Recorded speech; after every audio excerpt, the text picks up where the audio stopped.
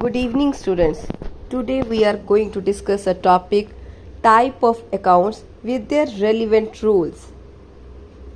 According to accounting rule, you should know about what is the meaning of accounting.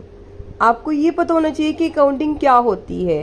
It is a recording, record करना, यानी कि जितनी भी transactions हैं उनको डेट वाइज हम रिकॉर्ड करते हैं, जिसको हम डे बुक बोलते हैं. देन क्लासीफाइंग, फिर आप उसको क्लासीफाई करते हो अकाउंट्स के अकॉर्डिंगली, जिसको हम लेजर बोलते हैं. Then summarising the financial transactions in a significant manners, फिर सारी की सारी फाइनेंशियल मॉनेटरी ट्रांजेक्शन्स को रिकॉर्ड किया जाता है, उसकी समरी बनाई जाती है और उसका रिजल्ट जो है वो फाइंड आउट किया जाता है. तो वो सारा प्रोसेस अकाउंटिंग के अंडर आता है. अब यहाँ पे आ जाता है type of accounts. There are 3 type of accounts, personal, real and nominal. तो हम इसको ऐसे भी कह सकते हैं कि पर्सनल और impersonal.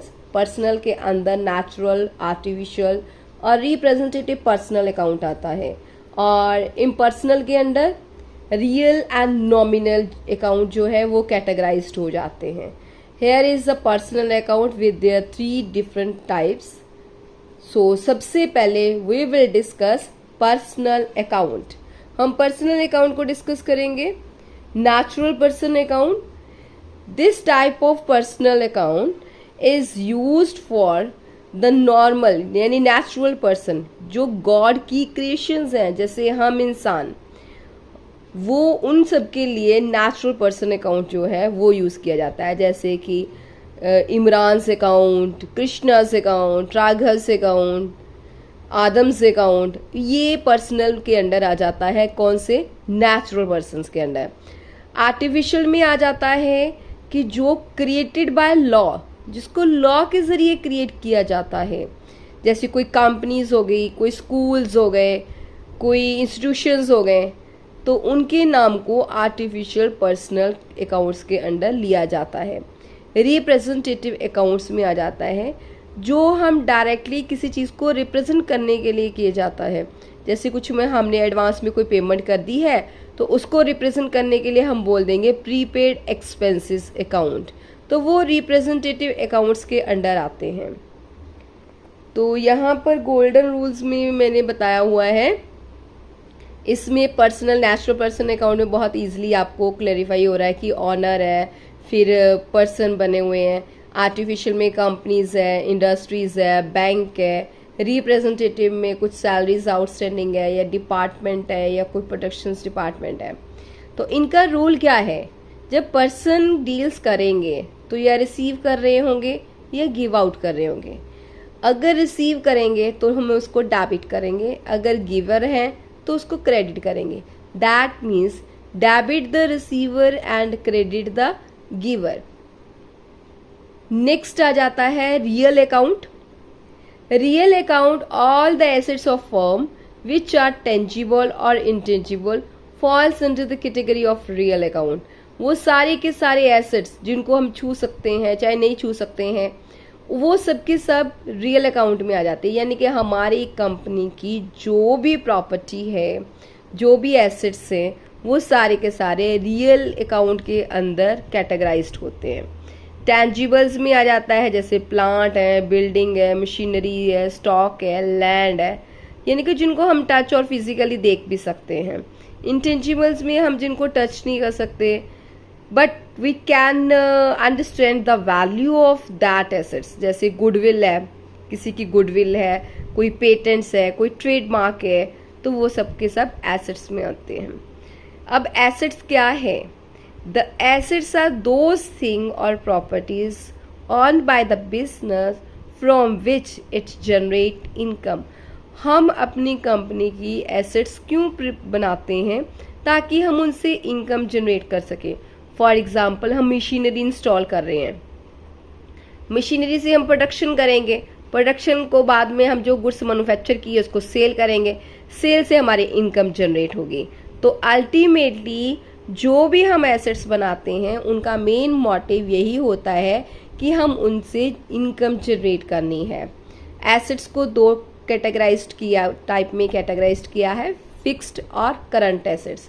Fix assets as the name suggest ये लॉन्ग टर्म यूज के लिए किए जाते हैं, इनको जल्दी किए हम कैश में कन्वर्ट नहीं कर सकते हैं, और ये हमेशा हर साल इनकी वैल्यू डिक्रीज होती है, डेप्रिशिएट होती है, वो आ जाते हैं फिक्स्ड एसेट। तो नेक्स्ट है करंट एसेट्स।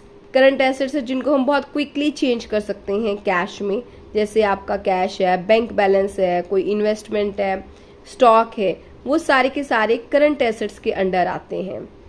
तो यहाँ पर आपकी मैंने फिक्स्ड एसेट्स की एग्जांपल दी हुई है कि ये लॉन्ग टर्म टाइम पीरियड के लिए यूज होते हैं। बिल्डिंग है, प्लांट है, मशीनरी है। Here is a current assets, cash in hand है, बैंक अकाउंट है, इन्वेंट्री यानी कि स्टॉक। डेटर्स क्या होते हैं, जब हम कोई चीज किसी को उधार पर सेल आउट करते हैं, जब हमने उधार पर सेल करनी है यानी कि क्रेडिट सेल करनी है, तो हमारे डेटर्स क्रिएट होते हैं।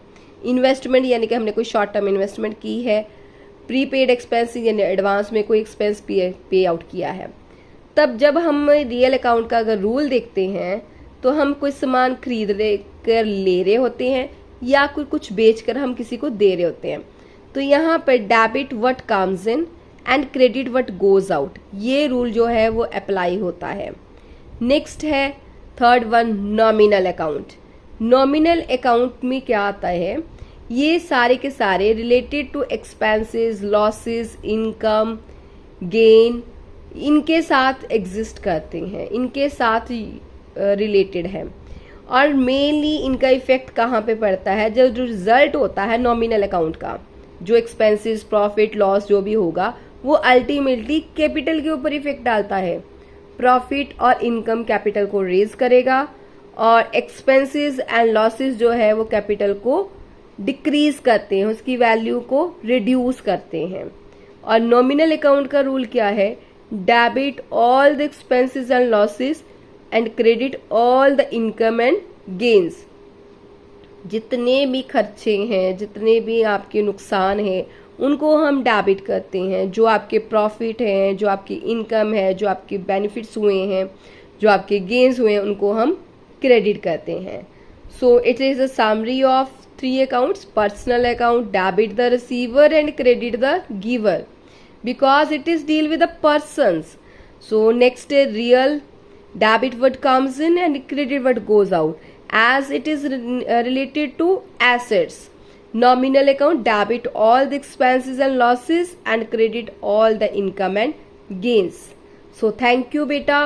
Next we will on the next slide we will discuss a question on which we are going to understand how we apply these 3 rules in accounting. हम इन 3 रूल्स को कैसे accounting में यूज करते हैं, इसके लिए न्यूमेरिकल जो है वो करेंगे। Thank you.